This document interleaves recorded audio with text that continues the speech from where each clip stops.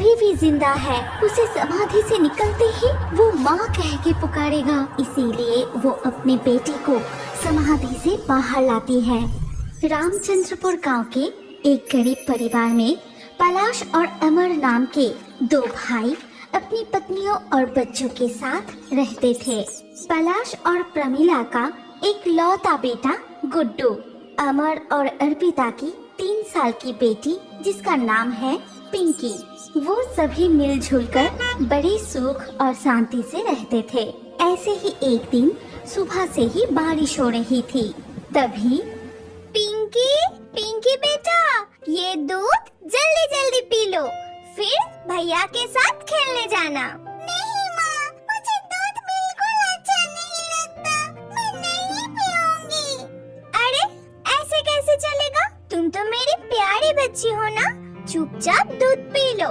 इतना कहकर अर्पिता ने पिंकी को दूध पिला दिया। फिर पिंकी खेलने के लिए गुड्डू के कमरे में चली गई। उस वक्त गुड्डू कमरे में कागज की नाव बना रहा था। भैया, ओ भैया, तुम क्या बना रहे हो? बहन, ये देख, मैंने कितनी सुंदर कागज की नाव बनाए हैं। चल, हम आंगन में जमे बारिश के पानी में ये नाव छोड़ते हैं। इतना कहकर दोनों भाई बहन मिलके उसके आंगन में जमा हुआ बारिश के पानी में कागज की नाव चलाने लगे। भैया, यहाँ तो नाव चल ही नहीं रही है। हाँ बहन, यहाँ तो पानी कम है। चल, हमारे घर के पीछे जो तालाब है वहाँ जाते हैं। ये नाव तालाब के पानी में अच्छा तैरेगा। लेकिन भैया, माँ और जिठानी ने देख लिया तो हमें बहुत डांट पड़ेगी। अरे कुछ नहीं होगा, चल ना।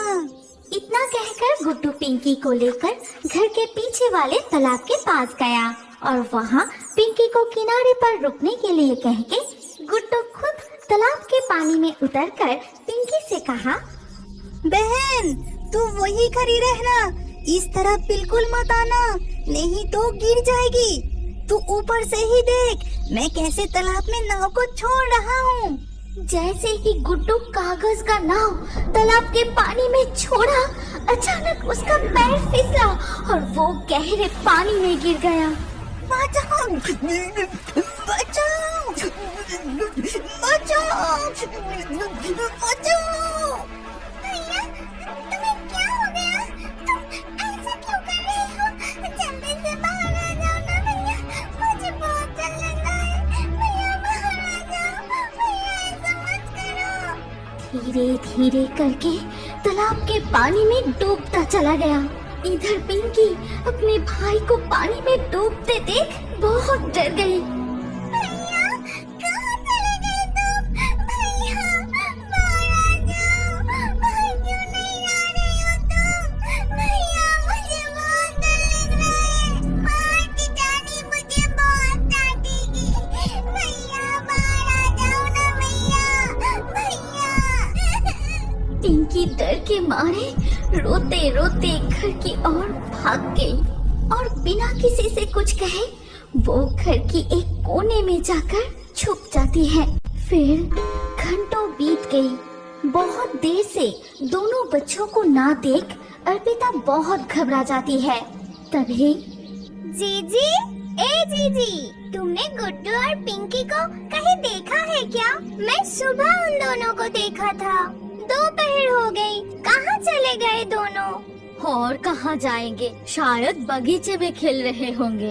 नहीं जीजी, मैंने बगीचे में भी देखा, वहाँ भी नहीं है। इसके बाद दोनों बहू मिलकर घर में गुड्डू और पिंकी को ढूंढने लगी, लेकिन कहीं नहीं मिले।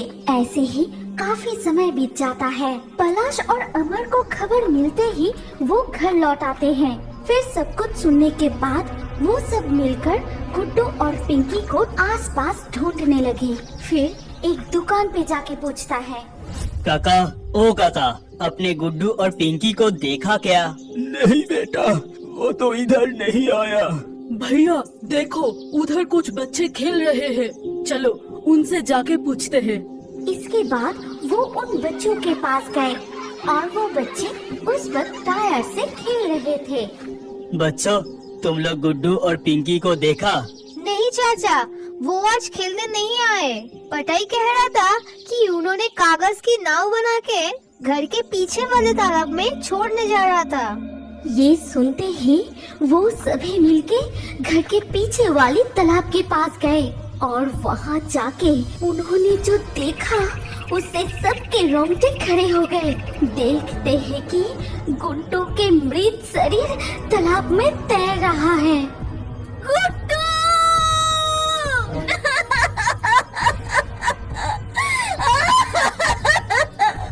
ये क्या हो गया? ये क्या हो गया हमारा? ये क्या हो गया? सभी तालाब के किनारे रो पड़ते हैं। रोने की आवाज सुनकर गांव के लोग भी वहां इकट्ठा हो गए और गुड्डू के शव को तालाब के पानी से बाहर निकलकर आंगन में लिटा दिया। गुड्डू, आंखें खोल बेटा, उठ बेटा, तुझे कुछ नहीं हुआ, तुझे कुछ नहीं हुआ है बेटा। मेरी पुकार से वो जरूर उठेगा, आंख नहीं खोलेगा, देखो अभी उठ जाएगा।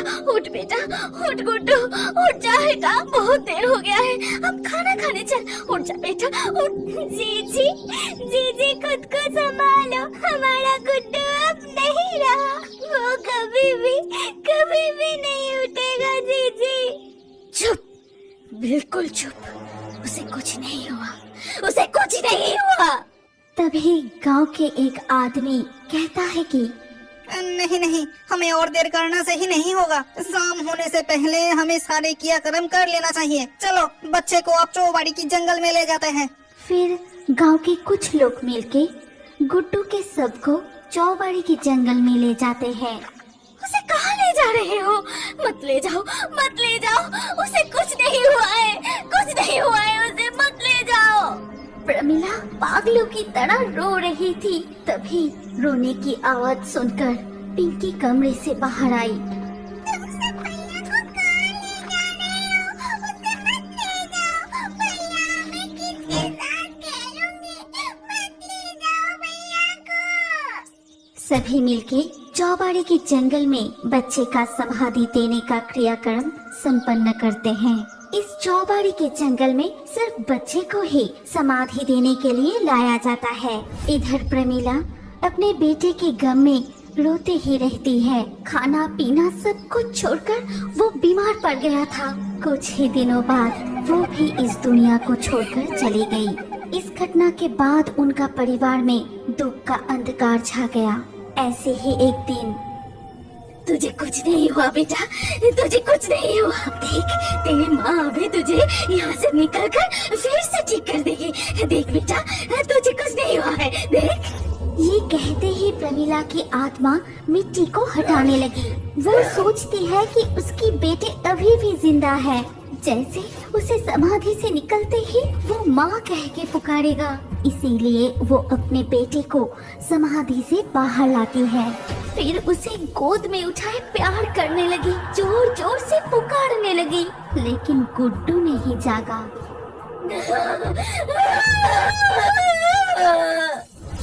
ऐसे ही एक दिन रात को जब पिंकी अपनी माँ के पास सो रही थी। बहन, ए बहन, बहन, भैया तुम आ गए। लेकिन इतने दिनों से तुम कहाँ थे और इस समय तुम कहाँ से आ रहे हो? मैं चौबाड़ी की जंगल में था। मेरे साथ आ, हम दोनों वहाँ खूब खेलेंगे और बहुत मजे करेंगे। लेकिन इतनी रात को मैं जाऊंगी तो माँ बहुत डांटेगी। अरे कुछ नहीं होगा, आओ ना, वहाँ मेरे माँ भी है। ठीक उसी वक्त गुड्डू की आत्मा वहाँ से भाग जाता है। भैया, जिठानी भी तुम्हारे साथ है। भैया तुम कहाँ गए? भैया रुक जाओ भैया। पिंकी भी बिस्तर से उठकर गुड्डू के पीछे पीछे जाने लगी। तभी अर्पिता जाग जाती है। पिंकी, ए पिंकी, कहाँ जा रही है तू? इधर आ, इधर आ। माँ, भैया मुझे खेलने के लिए बुला रहा है, चौबाड़ी की जंगल में। पता है वहाँ जिठानी भी है। पिंकी के मुंह से ऐसी बात सुन के अर्पिता बहुत डर जाती है। फिर अपनी बेटी को गले लगा लेती है। कोई नहीं है वहाँ, कोई नहीं। तू कहीं नहीं जाएगी, तू हमेशा मेरे पास रहेगी।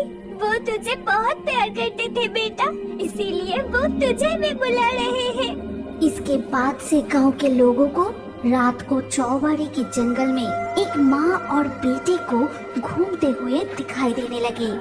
कभी वो दोनों रोते हैं तो कभी बेटा अपनी माँ को गले लगाकर जोर जोर से हंसता है।